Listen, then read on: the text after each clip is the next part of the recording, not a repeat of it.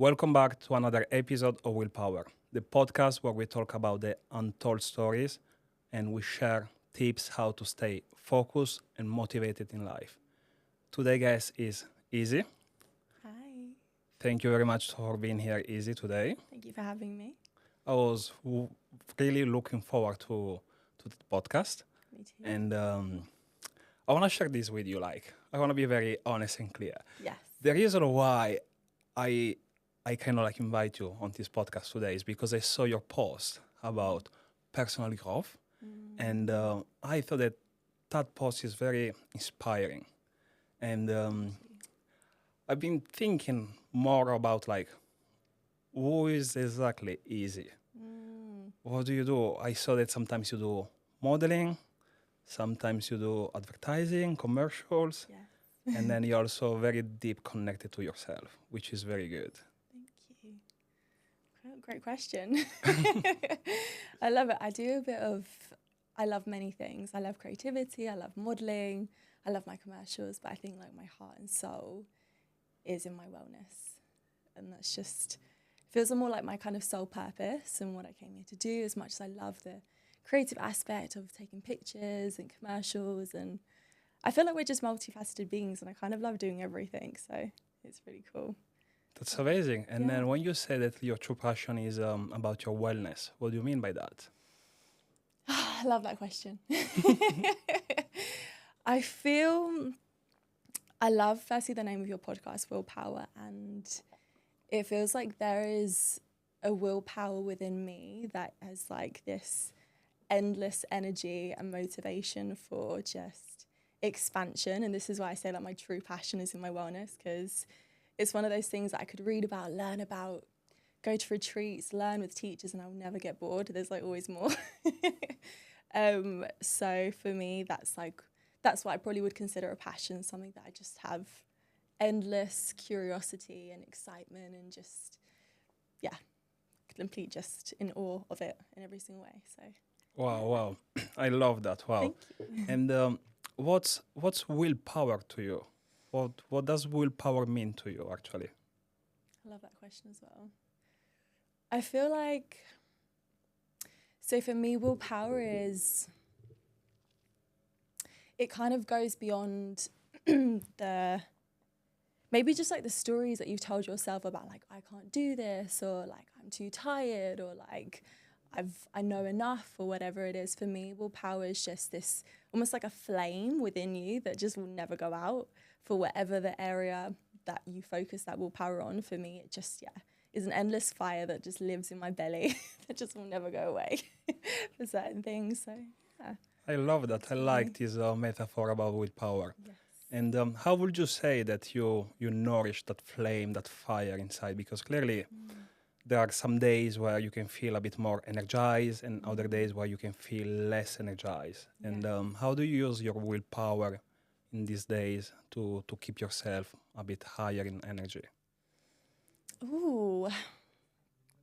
So one of my teachers said this once to me, and this has stuck with me forever, that the days that you don't want to do the things like go to the gym or your meditation practice are the days that you need it the most.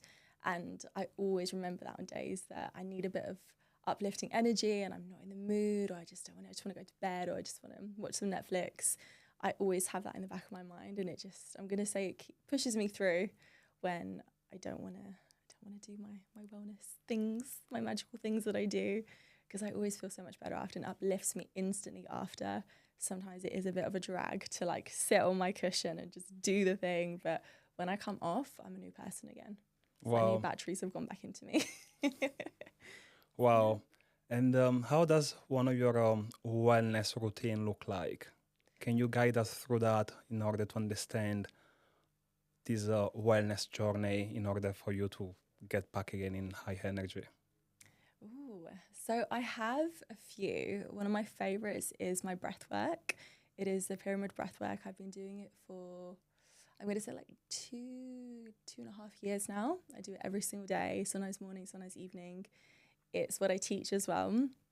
And it just helps me get through literally anything in the day, whatever stress, worry, anxiety, whatever the feeling is, or if I'm worried about going to an event or like going to a job, or like if I'm like running late or I've had an argument with someone, it's always there for me and it always supports me. That is my daily thing that I do every single day.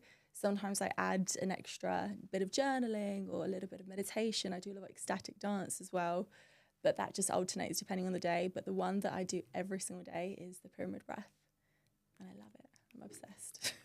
Was the pyramid breath? Oh, so I love it. So the pyramid breath was created by Johann Erb and Rachel Pringle. The first time I did it, I had, I'm going to say, a sober psychedelic experience. It was incredible. I felt myself as the divine, which I'd never experienced before in a sober experience, but it's basically a combination of sound, release, movement, and breath together.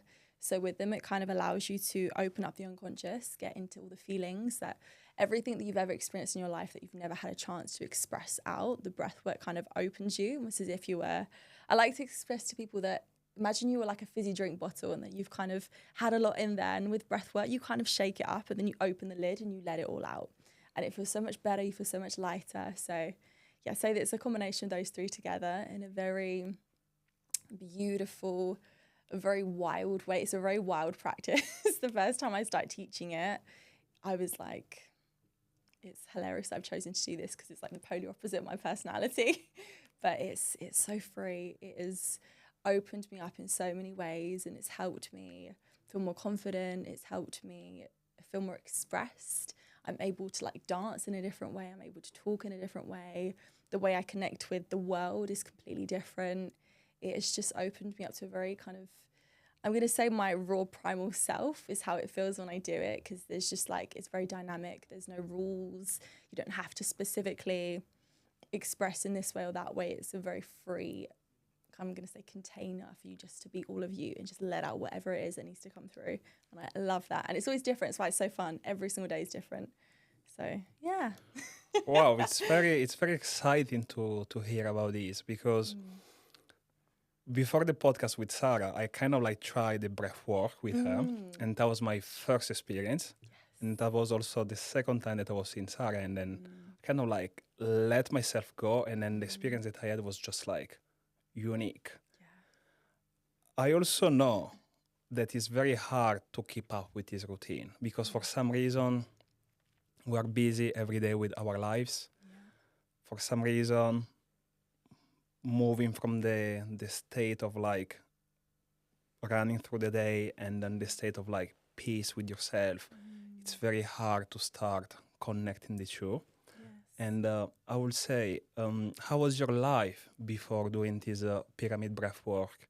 And then how did your life change after? I love all these questions. So I love podcasts. It completely transformed, if I'm super honest. There was the way that I was expressing myself out into the world before was very contained, and it was very, I had to look a certain way, dress a certain way. My mannerisms were very specific in the way that I would like show up in the world. The space I would take up when I would enter a room was very, I'm going to say, confined. And it was almost, and I think I spoke about this in my post as well, that one of the biggest things that breathwork has helped me do is overcome the fear of myself, which I think a lot of us have. We're so afraid to play big. We're so afraid to just be ourselves and just walk into a room and just stand on your sacred ground, not puff up, don't shrink, just literally just be yourself on your sacred ground. And I would say that's one of the things that the breathwork has brought into my life, but it has brought a more playful version of me, a more, I'm going to say, expressed version of me, that I'm less afraid of my own emotions and of life. I noticed that before, and I think a lot of people could probably relate to this, is that we're so afraid of feeling things because we don't know how it's going to feel when we go through it. Things like death, for example, can be very painful, and it's almost sometimes the thought of going through it just is like terrifying, understandably. And then when we do actually go through it and allow ourselves to feel it, I found that some of the scariest experiences that I was dreading to go through weren't actually as bad when I had tools like breathwork to be able to feel them and let them out. So I'm going to say, yeah, I'm more willing to step into life now in a whole different way. And God, it's like the list is endless. I, ooh, there's so many. It's also opened up a channel to the divine within me that I probably hadn't explored before as much. And I spend a lot of time now in contemplation, just like communing with the divine, with the goddess. And I never used to do that before. And I think a lot of that came with the breath work, because it kind of allowed me to release a lot of what was in the way of that channel to my own intuition as well, my own divinity. And I speak about this a lot with people, and I believe that the divine lives within all of us. And sometimes finding the channel to connect back in with yourself, people doing meditation or different versions. And it's really given me that, which is a sense of, it gives me a sense of love in a way that I've never experienced before, that life is love. And I feel very connected to the universe and to all beings in a different way. So to get all ethereal, like, it's, many. And I will continue to fall more in love with it every single day. That's why I love teaching it. Wow. I love that, because actually you're right. Like, we're afraid to step into new experiences because we're afraid to feel. Yeah. We're afraid to feel new emotions because we don't know how we're gonna react about that. Yes. But most of the time, these new emotions, they kind of like help us to evolve in our new self and then being more connected with us. I mean, with ourselves. And you kind of say that you had fear to be yourself. Yeah. And where do you think that this fear was coming from? When did you build that fear through your life experience? That's another really good question. I actually believe it's like an accumulation of many things. I can't pinpoint like one place exactly, but I think just the world, society, like school, colleagues, work, family, friends, just everything in the world has, especially as women, and a lot of women will relate to this, we've kind of been taught by the world to contort ourselves into a certain specific way that we must be in order to be loved, or to like get a partner, or to get the right job, or to like walk into a room and have people accept us. And it's a super unhealthy contortion that I did as a woman living in the Western world. So yeah, I can't pinpoint one place, but I'd say that. Wow, yeah, that's 100%. Like, I know that even male and female, I mean, both of them, they kind of like live in these roles that society try to give them. Yeah. And what's your best suggestion you will give to anyone that is like facing the same thing that you are facing? I mean, what's the best suggestion you will give them in order for them just to get free from these judgments that they're thinking, maybe they're true, or maybe they're just in their head, that they're receiving from the society? That's a good question. I would say, like, don't worry. Like, there are places, there are containers, there are teachers, there are spaces where all of you is welcome. And I would say this to everyone, that whatever the experience is, be it the deepest level of grief, the deepest level of fear, like crippling fear, like disgust, shame, resentment, everything we've ever felt in our lives, I would say that it is part of you. And I believe that there is so much gold in the shadow as well. Once we allow it to come out and be alchemized, it's a part of you. And I think that I'd probably say to people that you don't have to feel so alone. Sometimes it feels like when we go through the experiences, we're the only one in this whole world that's ever felt that. And I certainly have felt that. And yeah, just a reminder that you're not alone. We will go through them. Every single human being goes through the full spectrum. And you just need a space like breathwork, for example, to come and let it out and let it be free and just know that it exists. I think I would say to people is it exists and it's in the world and it's transformational and deeply loving and deeply safe. And yeah, don't have to feel so alone in that. Thank you for sharing that. Thank you. That's very good. Thank you. And actually, how did you end up into breathwork? How was your first experience into breathwork? Because clearly, from what I'm understanding, that was like the first step that helped you to kind of like to kind of like get who you are today, to become who you are today, actually? Yeah, that's a good question as well. Full transparency, I actually went into breathwork because I had crippling anxiety and I was exhausted of being so anxious all the time. I'm 29 now. I've been meditating since I was 19, 20. I had been doing therapy since I was 20. I'd been yoga since I was like 21. So I'd kind of already been on the path for a while, but there was a few things that happened in my mid kind of adult years that triggered the craziest anxiety of my life. And I just was exhausted of it. I'd have it all the time. I'd wake up, it would be there. I'd be going for a walk, it would be there. I'd be talking to my friends, it would be there. It was a constant sense. And I know so many people can relate to this, of just impending doom that something was going to go wrong, and my heart was constantly racing and I just couldn't understand what was happening, that I discovered Wim Hof. You've probably heard of Wim Hof. And I saw him on the Goop Lab. Was it the Goop Lab? I think it's the Goop with Gwyneth Paltrow. And I was like, oh, this looks interesting. I'm going to try this like cold shower thing with the breath work. And I remember the first time I did it, I was sat in my garden on a yoga mat, and it was the most beautiful feeling. It was the first time in so long that my heart was beating at a normal rate. I got so used to my heart just being like all the time with this, because obviously when we're anxious, we get sweaty palms and our heart is racing. And I remember just being like, wow, I haven't had such a calm heart rate in so long. This must be magic. I need to continue this. And I made a promise to myself to do it every single day until my anxiety went away, because until that moment, I hadn't found a solution to get rid of it completely. And it wasn't my normal state. So I knew that there was something different out there for me, because it wasn't who I was before. And so I just did it every single day. I did the cold showers, I did the breath work, and I just fell more and more in love with it, that I'm quite regimented in my morning rituals. My boyfriend will laugh at me because he'll be like, you're so like in the mornings, which I am. I must do my breath work. I must do this, because it just sets me up for the day in a different way. And just nobody wants anxiety. It's awful. I feel like anxiety sucks the joy out of life. And I'm done with that. So that was a whole journey. Then Wim Hof led to different styles of breath work. And then I discovered the pyramid breath. And so far, this is the one that spoke to me the most, that I really, really fell in love with. And it kind of, has gone there. And I'm sure it will continue. I'll probably discover more soon.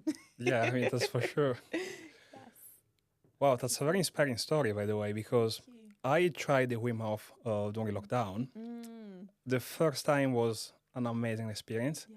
The second time, for some reason, I kind of like felt a bit anxious. Okay. And then I said to myself, I'm not going to do it anymore. Okay.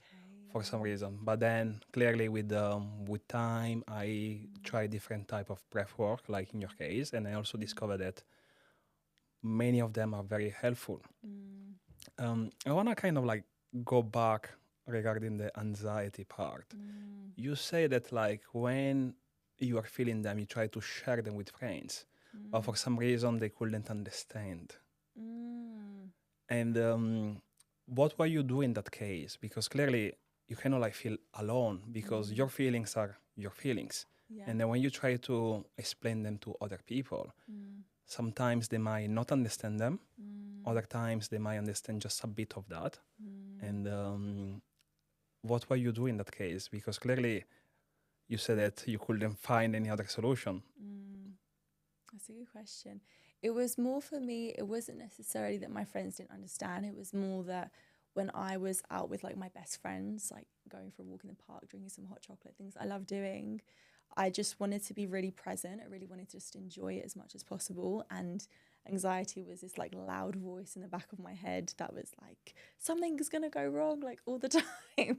So it was more that it just got in the way of all the things that I loved doing, like going on holiday as well, like spending time with my family, like eating my favorite dessert, like everything that I loved doing, it was always there, like sucking the joy out of everything. So it was more that. And I later realized that breathwork isn't a thing that you can necessarily talk yourself out of. Sorry, not breathwork, anxiety isn't a thing that you can just be around someone and they can be like, calm down, you're going to be fine. It's not a thing that your logical mind can change. It's a body state. Your nervous system is completely dysregulated. And it's more a body-based practice, which is why the breath really helps me and helps everyone. And it's like the one thing that I tell anybody that has anxiety, I'm like, do breath work. Your nervous system is completely in fight or flight. You think there's a lion around the corner. That's how your body's feeling right now. And this is why there's this constant sense of like something's wrong. So you could be with your favorite person in the whole world, and it's just like if you're in the jungle, if you're with like the love of your life and a tiger's right there, doesn't matter how amazing the love of your life is, you're like, I'm gonna die. There's tigers right there. So that's kind of how it feels. And I know a lot of people can probably relate to that. So yeah, so breath is the key to anxiety. Wow, that's a very perfect example, like being with the love of your life and there is a tiger just next to you. Yeah. That's exactly the explanation of anxiety. Yeah, exactly. There's like you always feel like there's a tiger around every corner. You're like, could come out any moment. Am I gonna die today? I don't know. Nice, good. And you also do modeling. How did you start your journey into modeling? So I started when I was 19. Yes, 19. It was kind of a thing that a lot of people had like said to me as a teenager. I was always very tall and very like slim. And a lot of people said, oh, you should try modeling. So yeah, kind of was like, I had a gap year. I finished my A-levels and I said to my mum, I'm just going to try like do this model thing for a year, see how that goes. And it turned into 9. And I'm really grateful that my mum didn't force me to go to uni. She was super chill. She was like, it's all good. Go try it out. And it's been an amazing journey. I've met incredible people.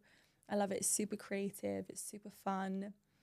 It's taught me a lot about myself as well and my own confidence. And I've met some of my best friends through modelling, my partner through modelling. So I'm very I will always be grateful to modelling. I would probably say it's not my passion, but it has given me so much in so many ways, which I will forever hold dear to my heart. Yeah. So it's been 9 years now, so I clearly must like it a little bit. Wow.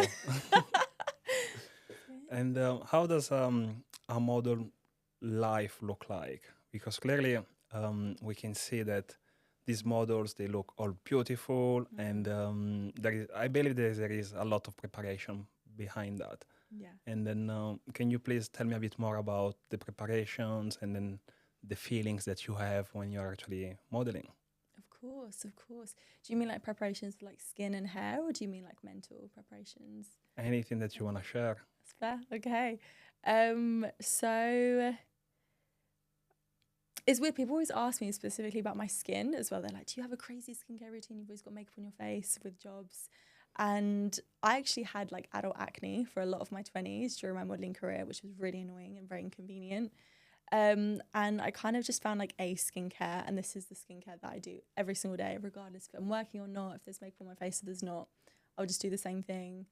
With my hair, all the fellow blondies out there will know this, that our hair gets very damaged from bleach. So I have to like do extra treatments on my hair, especially with modelling, a lot of heat goes onto my head. So in my days off, I would just leave like coconut oil treatments on my hair and just try and not use heat as much as possible for the time off. In regards to mental state kind of preparations, that is a good question. I don't know necessarily that I have to like prepare myself mentally. Fashion shows, I always get very nervous. And I don't know if it's the adrenaline of like the big lights or whatever, but just as I'm about to go on, my heart is like just before every single show. It's been 9 years. Doesn't matter how big or small the show is. I don't know what it is. It was like a performance thing I get. But once I'm out there a minute in, I'm like, this is great. I'm having a great time. But with shoes, I don't really get so nervous anymore. I don't really have to prepare myself. I kind of just turn up and decide to have fun because I love it. For me, it's all about fun and just playing with makeup and hair and clothes. And I definitely wasn't like that in the beginning. When I started modelling, I was terrified. I remember the first ever shoot I did, there was, I think, 3 people in the room and it felt like 300. And I felt like everybody was watching me. I was doing it wrong and I was so self-conscious.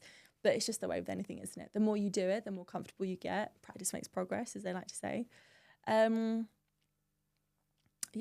I think probably that, if that answers the question. Yeah. Yeah, it does. It did, yeah.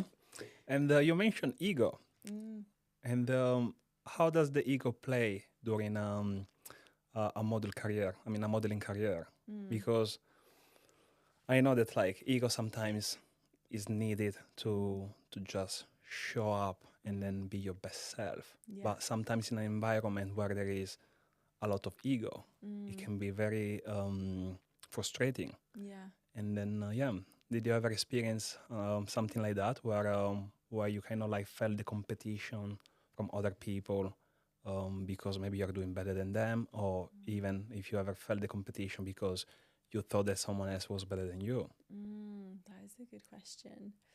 Um, People ask me that a lot, actually. They ask me about how it feels with this whole kind of who's bigger energy when you turn up into shoots and shows.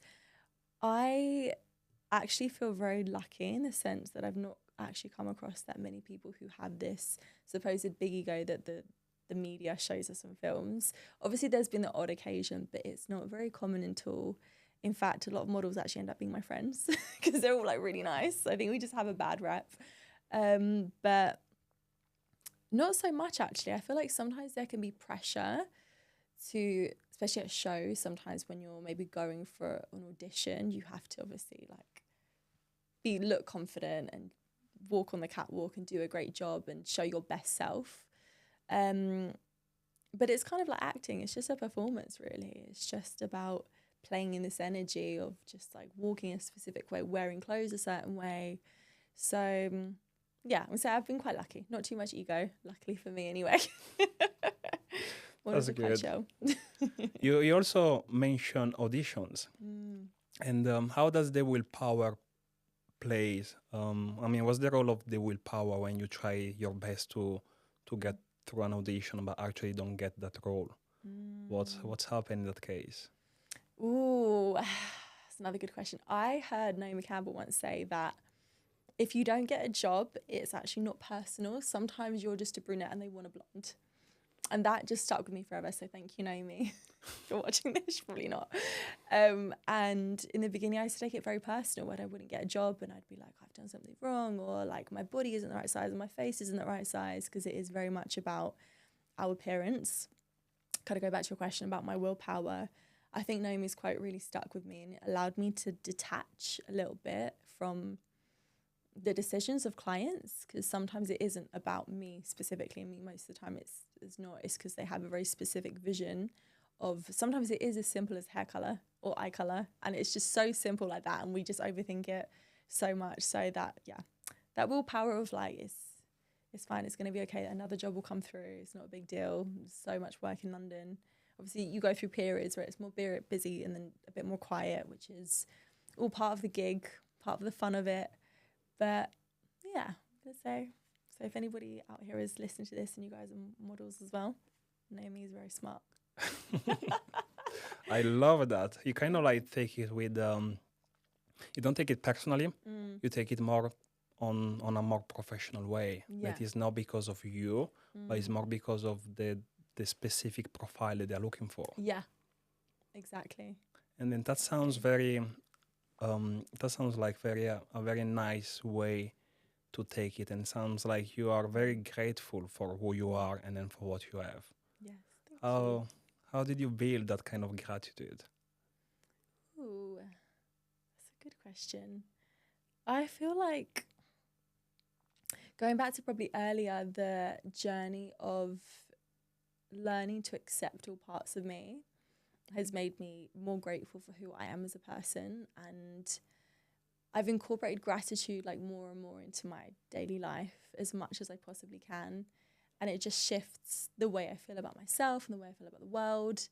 That I'm going to say it's a muscle that I've probably worked on. It wasn't natural at first. It's like most of the time we're not grateful. Most of the time our brain is like, this is wrong, that's wrong, like complain. So I'm going to say gratitude is, yeah, it's a muscle that you can work on that gets stronger, and then it becomes more of your natural state. But I still do every single day before I open my eyes, I list 10 things I'm grateful for on my hand, even if my eyes are like this. I will still list 10 things every single morning, and I just wake up happy. Or happier anyway, especially when I've had like 5 hours sleep and I'm like, where's the coffee? I'm like, 10 things. Coffee's one of them. So yeah. Okay, 10 things that you are grateful for. What are the 10 things that you are grateful for today? Ooh, so many. Okay, so you can kind of go as big as small as you want. I mean, the fact that we're sheltered and it's a bit rainy and gloomy outside is a huge blessing. And the fact that I've got fresh water there in front of me, the fact that I get to sit with you and have this epic conversation, this beautiful studio is a blessing, and I'm grateful. I'm grateful for the trust to share my opinion and my wisdom. I'm grateful to be alive another day. Like, I'm here. What a blessing that is, that so many of us do not take for granted enough. I'm grateful to live in London. London is full of so much opportunity. I mean, the world is a great place, and London is certainly one of my faves. I'm grateful to just the great team that are here, the team that I met just before I came in. They were really sweet, offered me some water, let me eat my crisps just before. I'm grateful for the sun that was shining today when I woke up. I'm grateful for my family, for my friends. I'm grateful I woke up this morning next to my boyfriend and my 2 kittens. It was the cutest thing in the world. And I think, was that 10? I think I've done 10. I can keep going. I think that you're so grateful that you need more than 10 fingers. I can just keep going. I can just keep going. Just keep going. Yeah. Yeah. I actually opened one of my gratitude apps that I downloaded in 2021. Nice. And then I went through that and I actually did 604 days of gratitude. Oh, wow. Yeah, from 2021 till now. That's amazing. And then I did 287 days in a row, no stop. And then I can confirm that like gratitude is a powerful tool. 100%. It kind of like open your eyes and they make you see things in a different way. Yeah. And then instead of like focusing on the little details that they're not so relevant, it just make you focus more on the big pictures. Yeah. Yeah. 100%. Yeah. It just shifts your whole being. And they say, what's the saying? Energy flows where attention goes. And if your attention is on like being thankful, you're ultimately raising your vibration. So I love that. Yeah. Wow. That's fab. Nice. And what's your let's say main thing that you do today? Because I kind of like understood that you were modeling before and now you're doing you're like teaching breathwork. And then is that like your full-time job, or is it you're still modeling and doing commercials? So I still do both. I still love commercials. I still love modeling. I still do that as well. I'm building more of my breathwork business now. I've been doing it for about two years and a bit. So I kind of, at the moment I alternate. Some days my days are filled with like a shoot straight to a class, and it's just like, my days are like everything now. So yeah, I do them both. They're both great. I love them both in different ways and different people, and yeah, super enjoyable and get to mix it up. If you could choose one of them, which one would you like to focus your energy on? Breathwork or modeling? I'm going to say breathwork, and I do many other things as well. I also do ecstatic dance, right? And somatic healing as well. I'm going to say that in general is like a bubble, is where my soul purpose feels like it's as dramatic as that is. My dharma feels like that's why I'm here, to do all of that good stuff. So yeah, it's probably where I'd focus all of it. What was the thing that you just explained? My soul purpose, my dharma. Oh yeah, what's that? Yeah, so your dharma it's a Sanskrit word for the reason that your soul comes into this incarnation. It's a reason for your being here. You can have multiple dharmas, and it can be some kind of service that you bring to the world or to your family. It can be as big or as medium or whatever. It can look in every single kind of way. Your dharma could be to have a beautiful child. Your dharma could be to have an empire that teaches breathwork all over the world. Like, it could be literally anything, and they're all beautiful. And they say your dharma speaks to you through your heart, and whatever the things that you have willpower in and an endless passion for are probably linked to your dharma and your soul purpose. Wow. So yeah, it's a beautiful thing. Wow, I like that. And what's your dharma then? So my dharma is to be a heart opener for people, and this can come in multiple different ways. I teach this through breath work, through somatic flow, through ecstatic dance, through different ways. And it's just my kind of mission on this earth. Feels like I'm here to kind of help people break away from all the layers that were in front of their heart, from trauma, wounding, pain, to allow their heart to bloom and to open, so we can ultimately connect more. Feels like it's one of my dharmas anyway. So it's a big reason why I do all the stuff that I do. That's a very important dharma. Yes. It's very good to know that there are people like you that they share these kind of things, and then they help other people to break free from let's say from their pain. Yeah. 100%. Thank you. Yeah, it's a fun one, I think. Yes, it is. And how would you see yourself in 10 years from now? Ooh, I haven't been asked that in a while. I don't know. I'm very much like in love with the mystery of life, and I do my best to surrender to the flow of like where life takes me, but I also have like a vision as well for my life. So it's kind of like a merging of both. I would like to be of service to more people, especially I love men and I love women, and I want to hold more women's circles, especially because obviously as being born a woman in this lifetime, I connect to women in a way as we both have wombs, and I love doing womb work as well. So I'd love to hold more retreats all over the world and travel to, I want to do a lot of retreats in Egypt. I love Egypt. So yeah, I'm going to say in 10 years, I would like to be doing regular retreats in Egypt with women, doing heart work, womb work, breath work, somatic flow, and just traveling. I just see myself like just enjoying life more, probably traveling, I'm going to say 4 to 6 months a year, just everywhere, just going on retreats, like visiting family, friends all over the world, and also doing what I love majority, can't even speak English today, the majority from my tablet and laptop, because I like working internationally. I feel like you can reach more people. I can see you. I can definitely see you doing that because you have the great energy and the right mindset to do that. Thank you. What's the best advice you will give to people listening to us that they want to achieve their goals, and then they are going through a tough moment of their life, and then they feel like giving up? Ooh, that is a very good question.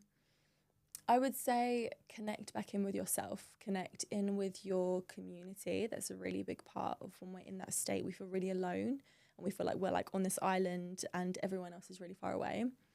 So call a friend, call your mum, call your dad, call your sister, call your best friend, call your cat, whoever it is. Just like connect with others so that you don't feel by yourself. And just remind yourself that life is constant contraction and expansion. And I find that just when you're about to go through a huge breakthrough, you have this moment of like all this fear can come up to the surface. And it's like all the stories and limiting beliefs that have been in your shadow are like, hi, I'm here to be like transformed now. So just remember that, yeah, just before a huge breakthrough comes a massive contraction, where it can feel really destabilizing. You're like, oh my God, is everything okay? Like, am I going to fall off? So yeah, that's what I'd say. I have to remind myself of that all the time, especially when we go through these astrological periods of like Mercury in retrograde and all these things where, yeah, life feels like it's falling apart sometimes. And sometimes it is, but for the best way possible. So keep your head up and remember, before every breakthrough comes a huge volcanic like eruption of like intensity. Sometimes, not always, but sometimes, most of the time. Yeah. I love that because that's exactly what happened every time in my life. Because every time that I was going through a very low moment of my life, after that day, I was always being like a very big expansion and growth, you know? Yeah. Exactly. Well, you know it. Exactly. Yeah. I feel like most of us can probably relate to that. The first time I heard it, I was like, this is gold, because we all go through it. And it's nice to be reminded of that, right? Because when you're in it and you remember, like you said, like when you went through it before, like you got out the other end, and in fact, the breakthrough is even bigger. And it's nice to know that when you're going through the same thing again in a different way, it's like, I've done this before, I can totally do this again. I'm going to be okay. I've got tools to let out whatever it is I need to let out. I've got people like Izzy who can go to her class, get let out some stress. I'm going to be fine. It's going to be okay. Yeah. That's amazing. Thank you very much for sharing so much today. I think that I got so much of having you here today as a guest. And everything you shared, it was so inspiring. Thank you, Izzy, for being here today with us. Oh, Oh, my pleasure. Thank you for having me. It's Thank been you. so fun.